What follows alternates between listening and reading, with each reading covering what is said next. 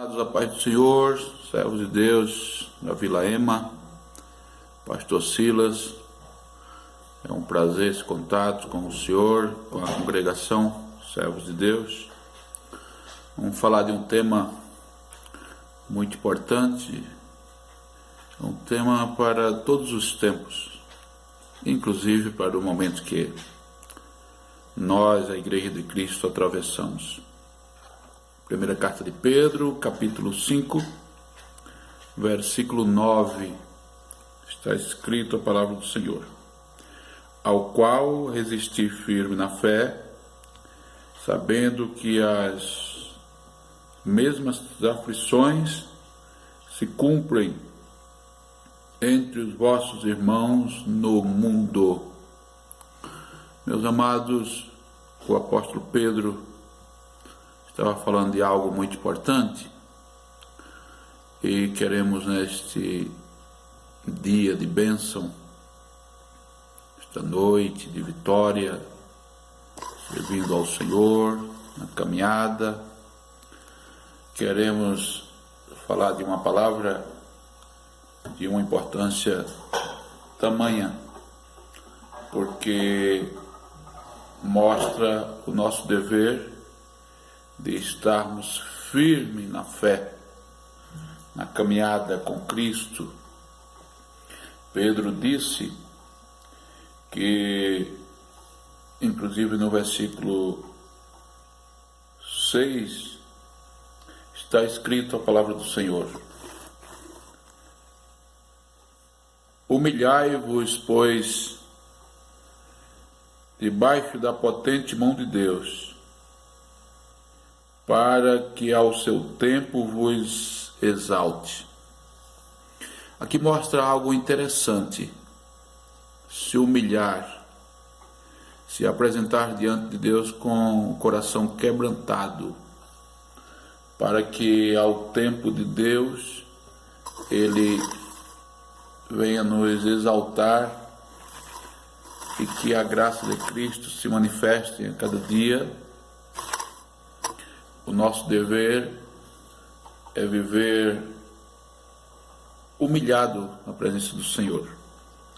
Só que o versículo 7 diz: lançando sobre Ele, sobre Cristo, sobre Deus, as nossas ansiedades, porque Ele tem cuidado de nós. Percebeu o cuidado de Deus para com todos nós? Por isso que Paulo disse aos Colossenses, para que as nossas ansiedades sejam entregues aos pés de Cristo, porque Ele conhece as nossas ansiedades, as nossas inquietações, e isso é muito importante, estarmos aos pés de Cristo. Cristo, no capítulo 6 de Mateus, a partir do versículo 25, Ele disse algo interessante, que Ele cuida das aves dos céus, cuida dos lírios nos vales, e muito mais Ele cuida de nós. Isso é muito interessante. Por isso que não devemos alimentar a ansiedade, devemos viver com a fé viva em Cristo. Então o tema deste momento, desta mensagem, é vivendo firme na fé. Isso independente de tempo, de época, de situações, porque se você observar Abacuque capítulo 2, a partir do versículo 4, está escrito que o justo viverá na fé. E se o justo recuar, o Senhor não tem prazer nesse justo que deixou de ser justo por não exercitar a fé. É interessante, queridos, quando se fala de fé, e Pedro mostrando aqui, voltando à carta de Pedro, no versículo 8, 5 e 8, sede sóbrios e vigiai, porque o diabo, vosso adversário, anda em derredor, bramando como leão, buscando a quem possa tragar. Pedro, observando os ataques infernais, ele mostra algo interessante no versículo 9 para que você e eu possamos viver firme na fé, com a fé viva. Tiago disse que a fé mostra uma vida ativa com Cristo, porque as obras começam a aparecer para que tenha uma vida de fé. E é tão interessante, na verdade, uma vida de fé, essa fé viva em Cristo, porque em Mateus 17, versículo 20, observamos uma coisa interessante. Jesus não estava no momento com os seus discípulos e um senhor trouxe o seu filho que estava perturbado para que os discípulos pudessem expulsar o demônio. Só que eles não expulsaram. E quando Jesus chegou aonde os discípulos estavam, aí o pai do rapaz conversou com Jesus e disse o que havia acontecido. E os discípulos não puderam fazer nada. Jesus olhou e disse: ó geração perversa e incrédula. Aí chamou o pai do rapaz, que trouxe o rapaz até Cristo, e Cristo o expulsou e disse: se tiveres fé, como um grão de mostarda, direi a este monte: passa daqui, vai para o outro lado, e será possível. Porque tudo é possível ao que crer. Sabe o que isso quer dizer? Porque após acontecer isso, os discípulos se aproximaram de Jesus e chamaram a Cristo para uma conversa em particular. E na conversa Jesus falou que se tivesse fé do tamanho, não do tamanho, né? Mas como um grão de mostarda. Por que não do tamanho, mas sim como o grão? Sabe por quê? Porque quando se fala como o grão de mostarda, não está falando do tamanho, mas está falando do efeito. Entenda que o grão de mostarda é o menor grão de todas as sementes. É a menor de todas as árvores. De tudo que produz semente, a mostarda é a menor. E por que Jesus fez essa comparação? Porque Jesus não está preocupado nem um pouquinho com o tamanho, mas com o efeito. E qual o efeito? O efeito é que o grão de mostarda consegue germinar e crescer e produzir. Isso é interessante. E é interessante ter uma vida de fé, porque em Mateus 23 e versículo 23 está escrito que Jesus fez ali uma reclamação com os fariseus, e Jesus disse: vocês, na verdade, vocês devolvem o dízimo até mesmo do hortelã, do cominho, do que vocês vendem na feira. Vocês são realmente fiéis a nesse ponto. Mas vocês desprezam 3 pontos importantes que não podem ser desprezados. Sabe o que eles desprezavam? 3 pontos interessantes. Eles começavam a negligenciar a misericórdia, o juízo e a fé. E Jesus disse: vocês devem sim continuar sendo contribuinte na obra do Senhor. Mas vocês não podem desprezar esses 3 pontos interessantes: a misericórdia, o juízo e a fé. Então, eles contribuíam, mas se entende que era uma fé artificial, simplesmente uma fé religiosa, e não uma fé viva em Deus, não a fé igual teve Abraão. Abraão teve uma fé viva, uma fé diretamente no Deus Criador, e é isso que o Senhor espera de nós, justamente isso, porque a fé viva em Cristo leva-nos a uma vida renovada, e leva-nos a apresentar as obras que é provocada pela fé. E como ter uma fé viva? Primeiro que, você vai olhar em Lucas, no capítulo 17, versículo 5, os discípulos se depararam com uma situação diante de Cristo, e eles ficaram até assustados. E começaram a conversar com Jesus e falaram: Senhor, acrescenta-nos a fé. O que fazer para acrescentar a fé? É orar. A oração leva-nos a ter uma fé viva. Não uma fé grande, mas sim uma fé viva, ativa. Uma fé que provoca o efeito tremendo. Então, observamos que, e aqueles que não têm fé, como fazer para nascer a fé? Muito simples para entender. Romanos 10, versículo 17. Está escrito que a fé vem pelo ouvir. Ouvir o quê?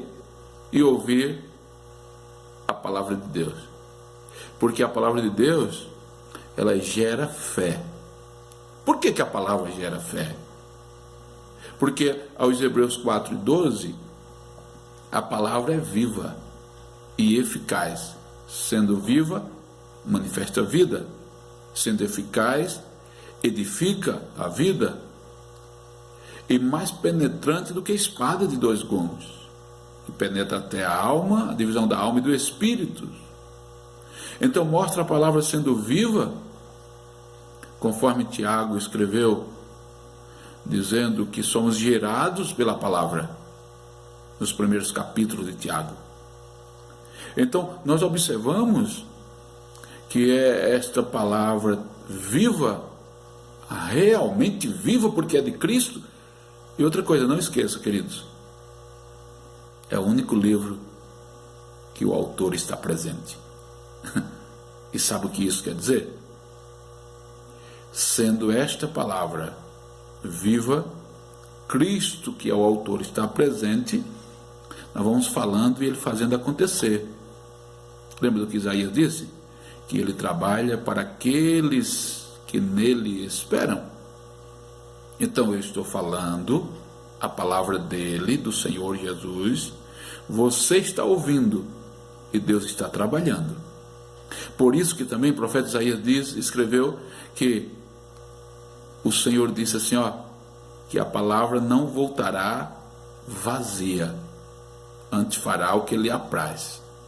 Então essa palavra está sendo ministrada para renovar os corações, para renovar a tua fé.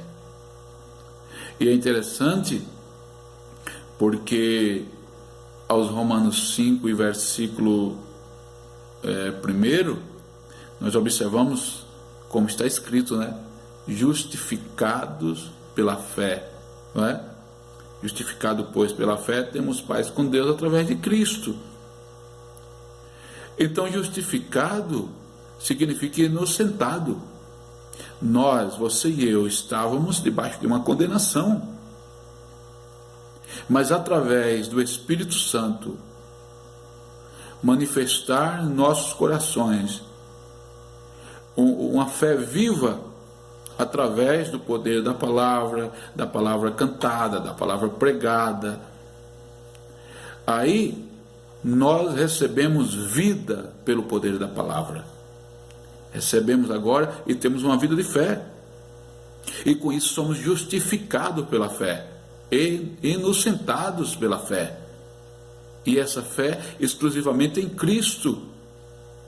Porque ele disse na carta aos Efésios, no capítulo 2, versículo 8, a respeito que somos salvos pela fé em Cristo.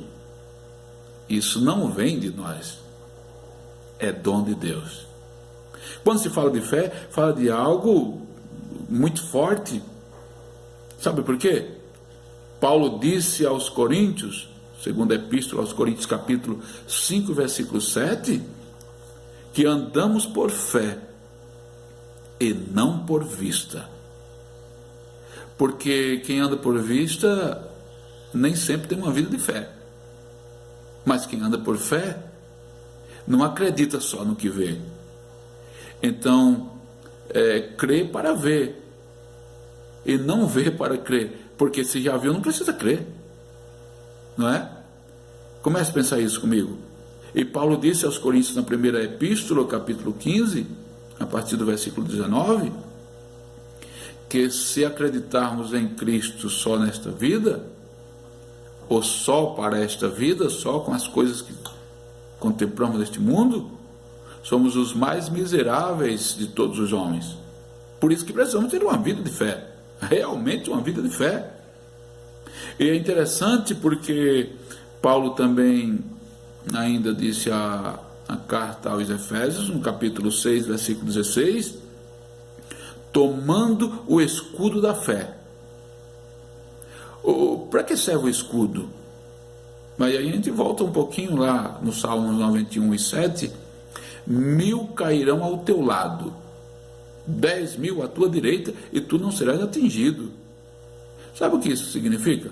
Escudo da fé significa o seguinte: o escudo se usa na mão esquerda para a defesa, e mesmo usando o escudo da fé que se usa com a mão esquerda, ainda consegue vencer 1000. E quando usa a espada na mão direita, consegue vencer 10.000. E sabe qual é o melhor? Tu não serás atingido. Por isso que diz: praga alguma chegará na tua tenda. Por isso que vivemos um momento de que muitas pessoas vivem com medo, com muito medo, não é? Mas nós acreditamos naquele que é tudo. E onde está a nossa fé? É interessante lembrar de Lucas 18 e versículo 8, está escrito assim: e quando voltar o Filho do Homem, porventura achará fé na terra? Porque a cada dia enfrentamos os grandes desafios, as lutas do dia a dia, e precisamos ter uma vida de fé, senão a gente não consegue vencer. Porventura, quando Jesus voltar para arrebatar a igreja, achará fé na terra? Terra significa não a terra que pisamos, mas o seu e o meu coração. E Jesus vai achar fé em nossos corações. É isso que ele espera. Por isso que nós vamos observar, isso é muito interessante, primeira carta de Paulo a Timóteo, capítulo 1, versículo 5, Paulo fala de 3 coisas interessantes. Sabe quais as 3 coisas? Primeiro, um coração puro, uma boa consciência, e sabe qual o mais forte aí? Uma fé não fingida. Porque existe fé fingida. A fé fingida é só uma fé religiosa. O que o Senhor espera de nós é que a nossa fé não seja fingida, não seja só uma fé religiosa, mas que tenhamos uma fé viva, totalmente viva em Cristo Jesus. Sabe por quê? Você vai lá para Gênesis capítulo 28, e Jacó teve revelações, teve visão, viu uma escada da terra ao céu, viu anjos subindo e descendo, viu uma porta aberta no céu, e ele disse: o Senhor está aqui, e eu não sabia. Este não é um outro lugar senão a casa de Deus e a porta dos céus. Isso é interessante. Só que Jacó viu anjos, viu os céus abertos, sentiu a presença de Deus, mas não mudou de atitude. O que isso significa? É que Jacó teve só um acordo religioso. e acordo religioso não muda a vida. Ele continuou enganando, continuou fugindo do seu irmão. A fé viva é diferente. Não podemos ter uma fé fingida, mas uma fé real, viva em Cristo Jesus, o nosso Senhor. E é interessante, queridos, porque Paulo ainda disse a Timóteo assim, capítulo 1 da primeira epístola a Timóteo, verso 19, conservando a fé e uma boa consciência. Conservando, não deixando se apagar, não morrendo na fé. Por isso que na segunda epístola a Timóteo, Paulo disse no primeiro capítulo, versículos 6 e 7, que Deus não nos deu um espírito de medo, mas de fortaleza. E no versículo 7, ele disse, reanima o dom que há em ti. Isso quer dizer, reacende, reaviva, se anima, tem uma fé viva. E reanimar ou reacender significa colocar combustível no fogo, lenha no fogo, a lenha da oração, da leitura bíblica, da adoração. Pastor, mas como a adoração e oração se os templos estão fechados? Irmão, nós somos crentes independente de estarmos dentro do templo ou caminhando na rua ou dentro da empresa trabalhando. Em todos os lugares nós somos servos de Jesus e devemos ter uma fé viva, sim. Por isso que diz aos Hebreus, capítulo 11, ora, a fé é o firme fundamento das coisas que não se vê e a prova, a certeza das coisas que se esperam.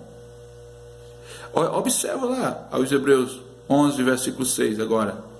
Sem fé é impossível agradar a Deus. Por que é impossível?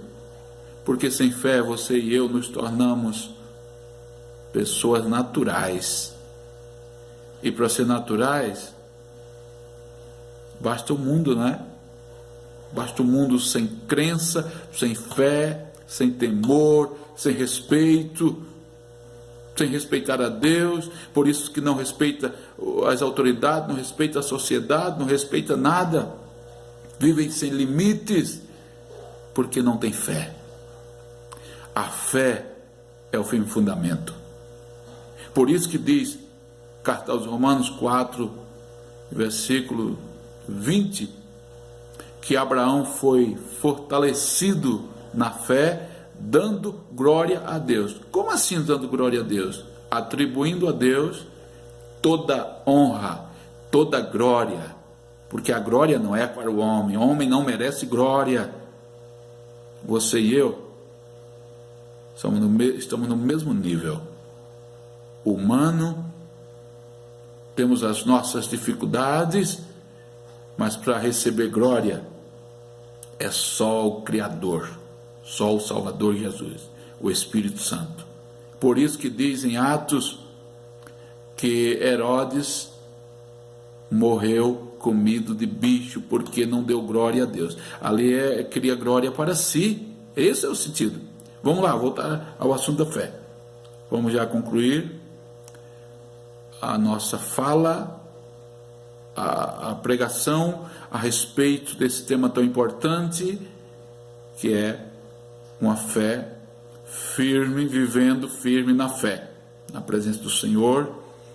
Andamos por fé e não por vista. Então, 1 João 5, versículo 4, mostra uma fé vencedora, a fé que vence o mundo. Só que em Judas, que só tem um capítulo, e no versículo 20, edificando-vos a vossa santíssima fé. Queridos, por que Judas escreveu santíssima fé? No verso verso 3 de Judas, fala da fé que uma vez foi dada aos santos. Paulo disse aos Efésios, capítulo 4, e versículo 5, um só Senhor e uma só fé e um só batismo. Uma só fé. Aí Judas fala no versículo 3 da fé que uma vez foi dada aos santos. Aí vem, como estávamos falando, o versículo 20 de Judas, edificando-vos a vossa santíssima fé. E ele vai falando e diz orando no Espírito Santo. Por que santíssima fé? Porque existe fé que não é santa. Existe fé que é simplesmente uma fé religiosa. E a fé religiosa não resolve. Tem que ter uma fé santa. Aí voltando à conclusão agora, para a conclusão, o que Pedro disse, da leitura do texto de Pedro capítulo 5, ele alertou dizendo que no verso 1 que ele é um dos presbíteros, juntamente com a equipe de presbíteros. Versículo 2, ele apacentava o rebanho, aconselhou, aos pastores que apacentem o rebanho do Senhor com muito cuidado. Por quê? Porque o rebanho não é nosso. E é interessante aqui que ele diz que não devemos seguir um outro ritmo de vida a não ser uma vida de fé, para que sejamos exemplo para o rebanho, conforme Hebreus capítulo 13 e versículo 7. Para que alguém possa imitar a fé dos pastores, isso mostra que você e eu precisamos ter fé. Fé para viver vivos em Cristo, e fé para ensinar a palavra de Cristo, e fé para manter uma comunhão e uma vida, e uma viva esperança em Cristo Jesus, que é uma vida de fé. Queridos, que a graça de Cristo permaneça sobre vós. Meus agradecimentos ao pastor Silas e à sua família, à congregação, à Vila Ema, que as bênçãos do Todo-Poderoso permaneçam sobre vós, e eu louvo a Deus pela vida de vocês. É um prazer poder participar convosco, em nome de Jesus. Amém.